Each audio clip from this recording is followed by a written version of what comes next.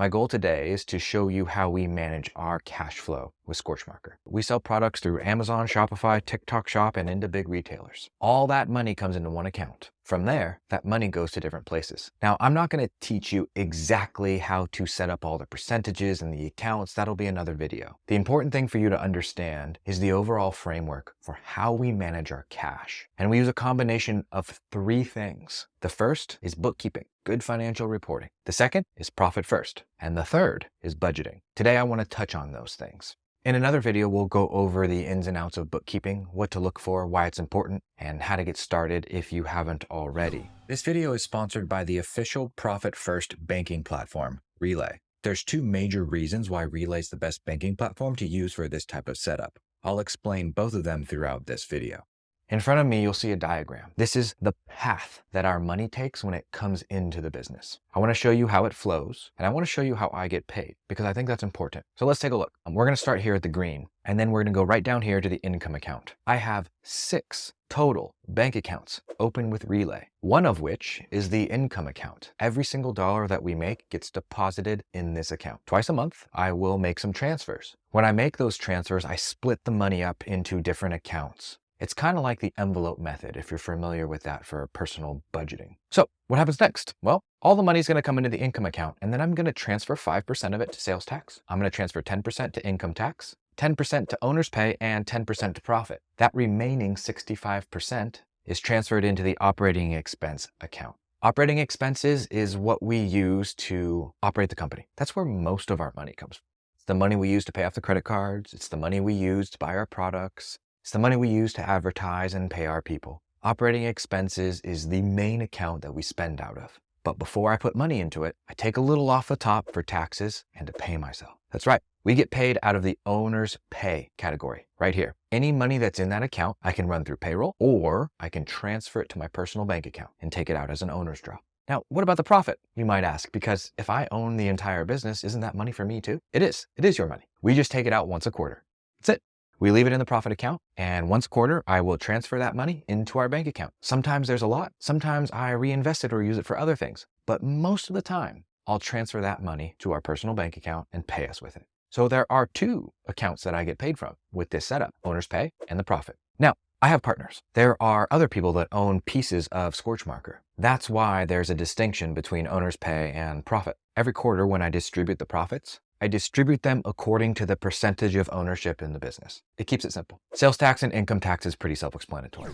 This type of profit first setup with all these different accounts, it can't be completed anywhere else.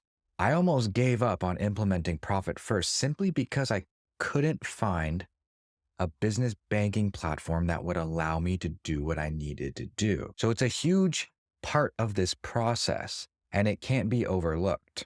So this is how our money moves. If you want to learn more about the Profit First system, I highly recommend the book Profit First by Mike Michalowicz. The guy's literally saved my business. I have nothing but good things to say about him. At one point, I didn't know how much money I was making and how much money I had coming in and how much money I owed. I couldn't keep my finger on the pulse anymore because the numbers were getting too big. Right around like 30 to 60,000 a month, I really wasn't able to tell how much money I had by logging into the bank account. We had accounts payable and accounts receivable. There were multiple credit cards, and there was stuff on Amazon and Facebook ads and here and there. I just didn't know.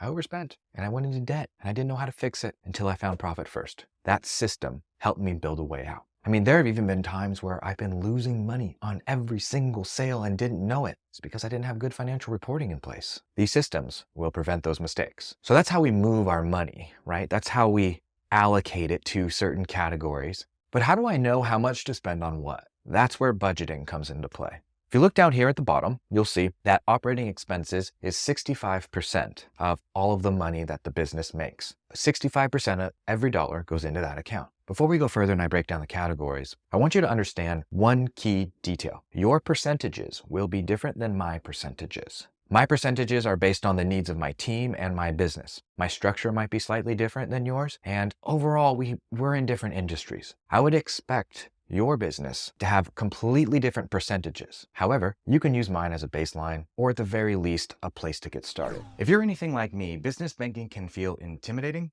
and overwhelming.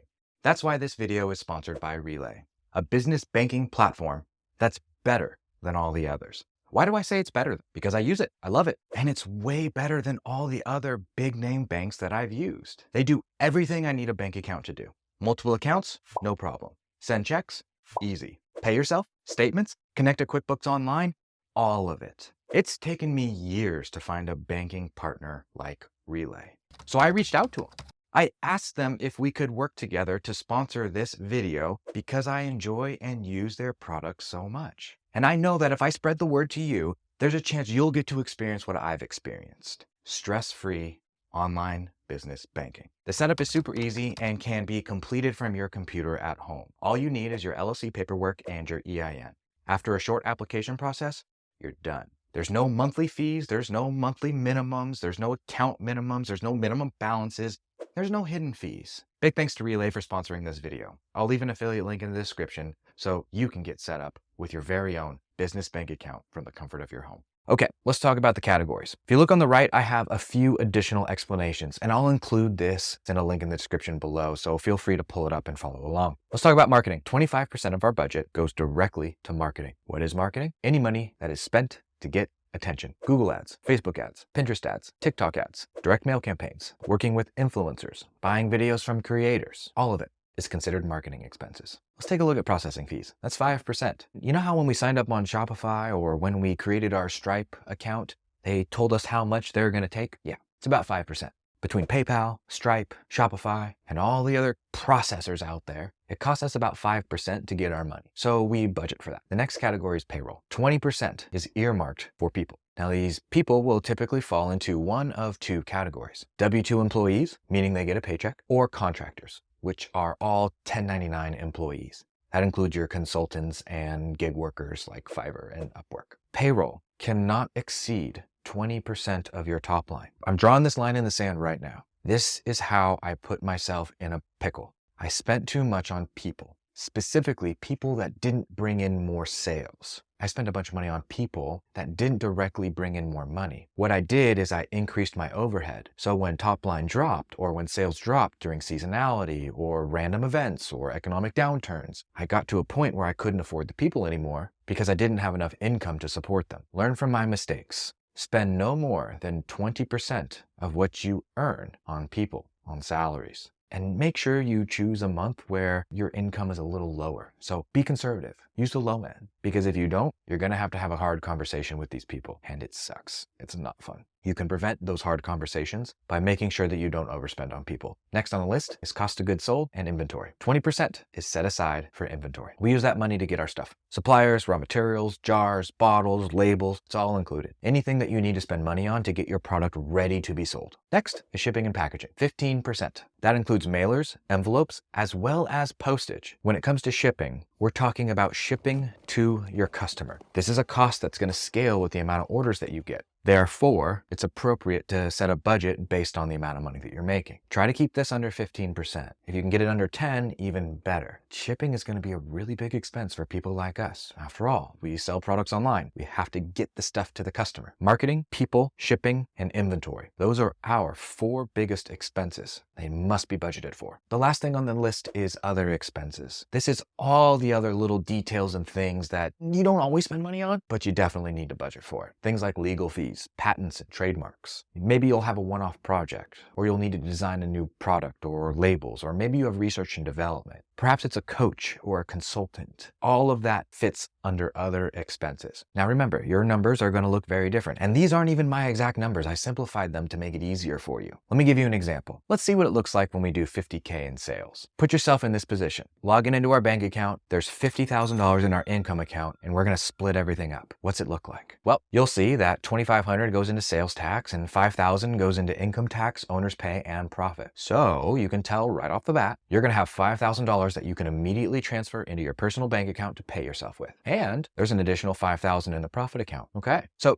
technically this business right here is operating on a 20% net profit margin. That means 20% of every dollar that comes into the business is profit. Owner's pay and profits both count towards that profit category. Okay, next we need to set aside our operating expenses. Well, in this case, we would be transferring $32,500 into our operating expense account. Now we can figure out how much money we can spend on all those categories we just talked about in our budget. For example, I have $81.25 that I can spend on marketing. I've got $16.25 reserved for processing fees. $6,500 can go towards people and payroll. $6,500 is set aside for inventory, and I can spend $48.75 on shipping and packaging. Now, I might not spend everything in the other expenses category, but I might. Regardless, it will continue to build up your cash reserves if you don't spend everything. This is the maximum that you can spend, not the minimum or the requirement. You must spend less than these numbers. Otherwise, you'll go negative and into debt, and you'll have to figure out how to get out of it, and that is not fun. So think of these as guidelines for how much you are allowed to spend so you don't go into debt. On the right, I've filled in the numbers so you can see what it would look like, how much goes into each category. If you're anything like me, you're probably thinking, okay, how do you manage this? This is a lot. This is confusing. I kind of understand what you're getting at, but how do you actually manage it? How does it work? Let me show you. This is my Profit First tracking sheet. It's a very simple Google Sheet. It'll be linked in the description below this video. All you have to do is open it up, click on File, and make a copy. Once you have a copy, you can change anything on this spreadsheet. Remember that $50,000 example I just showed you? Here is the exact same example, but in spreadsheet form. I take the amount that is in the income account and I type it into the spreadsheet. Let's say it's $43,000. Based on the percentages that I've set in each category, it will automatically split up the money for me and tell me exactly how much to transfer. It's a very simple tool, but it does all the math and all the hard work for you. So all you have to do is punch in the income and it will split it all up for you. Notice how operating expenses is $27,950. Yep, once it goes into that operating expense account, I'll know exactly how much I have available to spend. That's it. I use a spreadsheet to track my data, and I use my bank accounts to split up the money and put them in the right ones. And the whole time I know that I'm only allowed to spend what's in the operating expense account. Everything else is off limits. Funny thing about this spreadsheet, you don't need it if you're using Relay. One of the cool things about them is you can set up automatic transfers. So when money comes into your income account, you can have it automatically dispersed at the proper percentage to your other accounts. That gets rid of an entire step. Now, I use a combination of both. I still use the spreadsheet for documentation, but I also set up rules within Relay to automatically transfer my money. So when I said earlier that you can't execute on this strategy with them, this is the second reason why. Okay, that's all well and good, Evan, but how do you manage like the budgeting and how do you make sure that everything is dialed in? There's got to be another way, right? You're right. I do use one more thing and I want to share that with you now. This is our e-commerce metrics dashboard. This is something that my partner and I have built out. It's a pretty complex spreadsheet for tracking all of our numbers. I don't need you to worry about any of this right now. In fact, I'm not even going to link this spreadsheet because you don't need it. This is way too much and way too complicated. But here's what I want to show you. We have the revenue line right up here, and that revenue line has our expenses by category broken down. You'll notice that these categories are a little bit different. That's okay. I just need you to understand how we break down our budgeting. So the top line will be our revenue, and then we have each category broken down here on the left. It will automatically calculate based on the revenue metrics and the budget that we've set aside. It will turn green if we're under budget. It will turn red if we're over budget. So these figures can tell me how well I'm doing and how close I am. I would encourage you to do something like this when you feel that the budgeting is too out of touch for you. These simple tools and spreadsheets can really help you keep your finger on the pulse. However, I don't want you to worry about this right now. I simply want you to understand the high level of what we're trying to accomplish. You do not need this dashboard to get to $1 million a year in sales. You're going to need it to go from 7 to 8 figures, but not to get to $1 million. You just need profit first. So we talked about 3 things. The first is good financial reporting. You've got to have a bookkeeper in place. You've got to have a separate bank account. It's very important. That's level 1. The next thing that I would do is read the book Profit First by Mac Michalowicz and implement profit first. I've got YouTube videos and trainings on this, so if you want me to teach you, I absolutely can. Just reach out and I'll point you in the right direction. The next thing is building a way to make sure that you don't overspend. At the very minimum, just use profit first and only spend what's in the operating expense account. At the most, build a simple spreadsheet to where if you put in the number, it tells you how much you can spend in each category. Something like this right here in the bottom right. Just a very simple budgeting spreadsheet. It'll help you stay on track. I really don't want you to have to experience the same pain that I went through. It was brutal. Making cuts, letting people go, and burying yourself in debt does not feel good, and it's not fun. and it can be avoided if you take these steps. The things that I just shared with you were the solutions that I needed to get out of the hole that I was in. If you put these in place before you get into the hole, it will prevent you from falling in the first place. That's my goal with this video, is to show you what tools you will need to manage your cash flow and your budgets for your business. Thanks again to Relay for sponsoring this video. Without their services, this entire system and setup would not be possible. I wouldn't be able to open up multiple accounts. I wouldn't be able to do things without getting nickel and dimed. I wouldn't be able to execute on it from the comfort of my home, and I wouldn't have someone in my corner that truly understood how important it is to manage your cash properly. I feel like they get it. Check the link in the description to get set up with your own business bank account with Relay, the official profit-first business banking platform. This is something we talk about all the time in our membership. Some days we'll have accountants come in and chat with the group so we can pepper them with difficult questions. Sometimes we'll go through profit first. Sometimes we'll put people in the hot seat and help them figure out these numbers for themselves. That's what the membership is about. It's about getting us together and spending time around each other so we can become friends, colleagues, and associates, so we can become a tribe and take care of each other. Running a business like this is very difficult. It's even more difficult if you're alone. We're selling products. We should not be doing this alone. We need other people in our corner that have gone through what we are going through so we can learn from them. It prevents thousands of dollars in mistakes and a ton of headache. Consider checking out the membership if you want more support and want to be around more like-minded people. Otherwise, make sure you download these examples and the Profit First tracker in the description under this video. I'll see you in the next one.